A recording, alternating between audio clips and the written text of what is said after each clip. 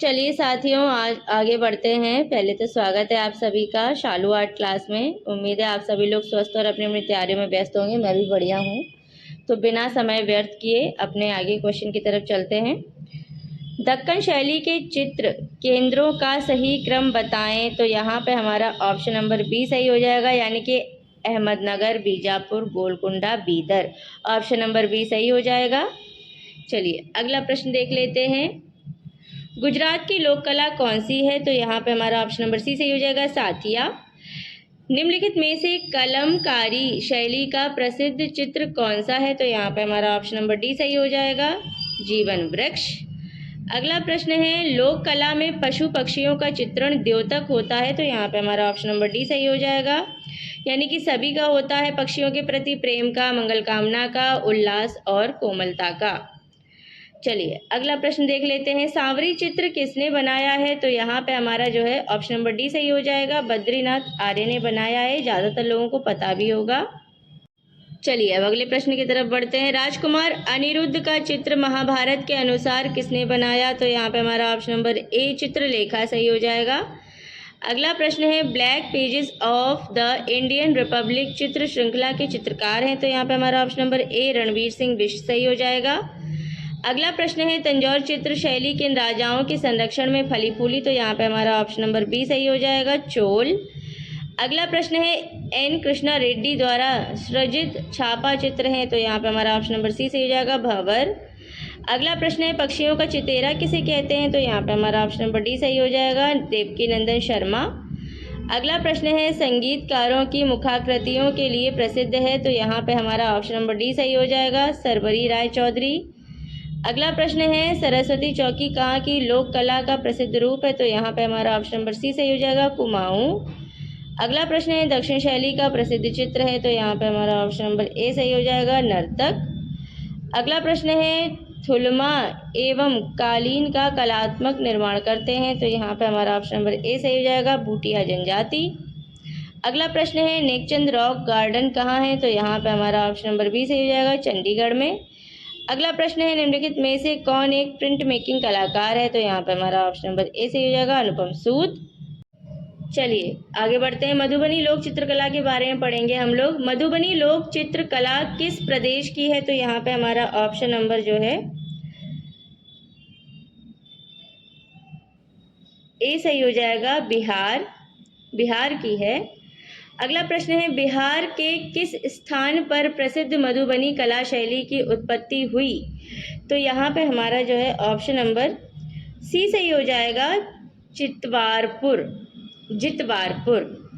अगला प्रश्न है, मधुबनी चित्रों में किस प्रकार के रंगों का प्रयोग किया जाता है? तो यहाँ पे हमारा ऑप्शन नंबर बी सही हो जाएगा, प्राकृतिक। अगला प्रश्न है, जमुना देवी किस प्रकार की लोक कला से संबंध रखती हैं? तो यहाँ पे हमारा ऑप्शन नंबर सी सही हो जाएगा, मधुबनी से। अब आगे बढ़ते हैं, साहित्य के बारे में पढ़ते हैं। कला विमर्श पुस्तक के संपादक हैं। तो यहाँ पे हमारा जो है ऑप्शन नंबर डी सही हो जाएगा, अवधेश मिश्र। अगला प्रश्न है, गीत गोविंद के लेखक हैं। तो यहाँ पे हमारा ऑप्शन नंबर बी सही हो जाएगा, जयदेव। अगला प्रश्न है, द ब्रश विद लाइफ जिसकी आत्मकथा है। तो यहाँ पे हमारा ऑप्शन नंबर बी सही हो जाएगा, सतीश गुजराल। अगला प्रश्न है, आइडियल्स ऑफ इंडियन आर्ट के लेखक हैं। तो यहाँ पे हमारा ऑप्शन नंबर बी सही हो जाएगा, ई.वी. हैवेल। नेक्स्ट क्वेश्चन है, सम्रांगण सूत्रधार कौन सी शताब्दी का ग्रंथ है? तो यहाँ पे हमारा ऑप्शन नंबर डी सही हो जाएगा, 11वीं शताब्दी। अगला प्रश्न है, द पहाड़ी मिनिएचर पेंटिंग के लेखक हैं। तो यहाँ पे हमारा ऑप्शन नंबर बी सही हो जाएगा, कार्ल खंडालावाला। चलिए अब नेक्स्ट क्वेश्चन पढ़ते हैं। भारतीय कला के हस्ताक्षर पुस्तक के लेखक हैं। तो यहाँ पे हमारा ऑप्शन नंबर ए सही हो जाएगा, ज्योतिष जोशी। अगला प्रश्न है, समकालीन भारतीय चित्रकला हुसैन के बहाने के लेखक हैं। तो यहाँ पे हमारा ऑप्शन नंबर बी सही हो जाएगा, अशोक भौमिक। अगला प्रश्न है, सुहाग के नूपुर उपन्यास किसने लिखा? तो यहाँ पे हमारा ऑप्शन नंबर बी सही हो जाएगा, अमृतलाल नागर। अगला प्रश्न है, बनारस शीर्षक की श्रृंखला के रचनाकार हैं। तो यहाँ पे हमारा option number D, Dilip Das Gupta. अगला प्रश्न है, ट्रांसफॉर्मेशन पुस्तक किसने लिखा? तो यहाँ पे हमारा ऑप्शन नंबर डी सही हो जाएगा, रोजर फ्राई। ये नेक्स्ट क्वेश्चन पढ़ लेते हैं। प्रिंसिपल ऑफ आर्ट के लेखक कौन है? तो यहाँ पे हमारा ऑप्शन नंबर डी सही हो जाएगा, R.G. कॉलिंगवुड। अगला प्रश्न है 1902 में प्रकाशित पुस्तक एस्थेटिक्स का लेखक कौन है? तो यहाँ पे हमारा जो है ऑप्शन नंबर डी सही हो जाएगा, बेनेडिक्टो क्रोचे।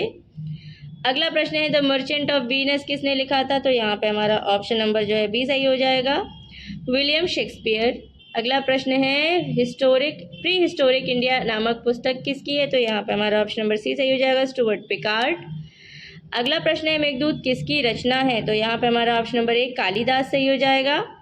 अगला प्रश्न है अभिज्ञान शकुंतलम के रचयिता हैं? तो यहाँ पे हमारा ऑप्शन नंबर ए सही हो जाएगा, कालिदास।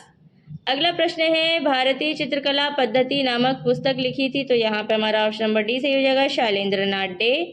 अगला प्रश्न है रामायण के रचयिता हैं? तो यहाँ पे हमारा ऑप्शन नंबर बी सही हो जाएगा, महर्षि वाल्मीकि।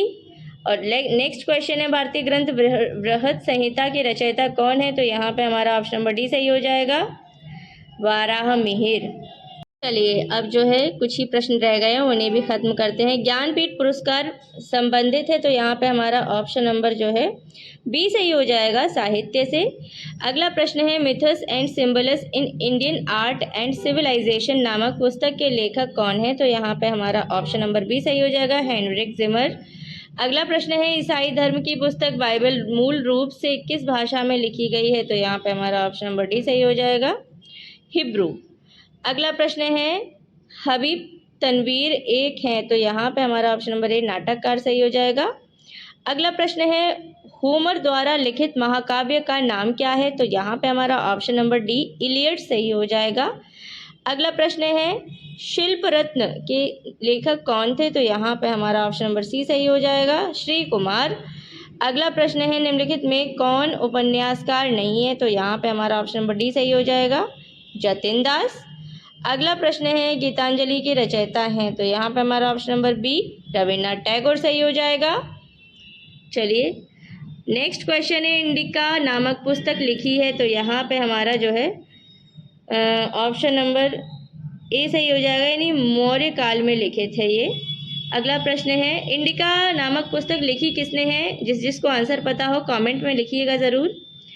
अगला प्रश्न है सम्रांगण सूत्रधार के लेखक कौन है? तो यहाँ पे हमारा ऑप्शन नंबर सी सही हो जाएगा, भोज। अगला प्रश्न है सोमेश्वर द्वारा लिखित ग्रंथ है? तो यहाँ पे हमारा ऑप्शन नंबर बी सही हो जाएगा, नग्नजित,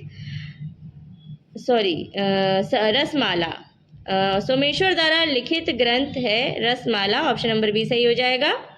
अगला प्रश्न है और आज का लास्ट क्वेश्चन है द मीनिंग ऑफ आर्ट पुस्तक के लेखक कौन है? तो यहाँ पे हमारा ऑप्शन नंबर बी सही हो जाएगा, सर हर्बर्ट रीड। तो साथियों इसी के साथ आज के बहुत ही इंपॉर्टेंट क्वेश्चन भी मैं ख़त्म करती हूँ। उम्मीद है आप लोग ज़रूर बार बार देखेंगे, अभी भी ध्यान से देख रहे होंगे, लिख के ज़रूर देखिएगा और रिवीजन करते रहिए। मिलती हूँ नेक्स्ट वीडियो के साथ, तब तक के लिए take care and bye bye.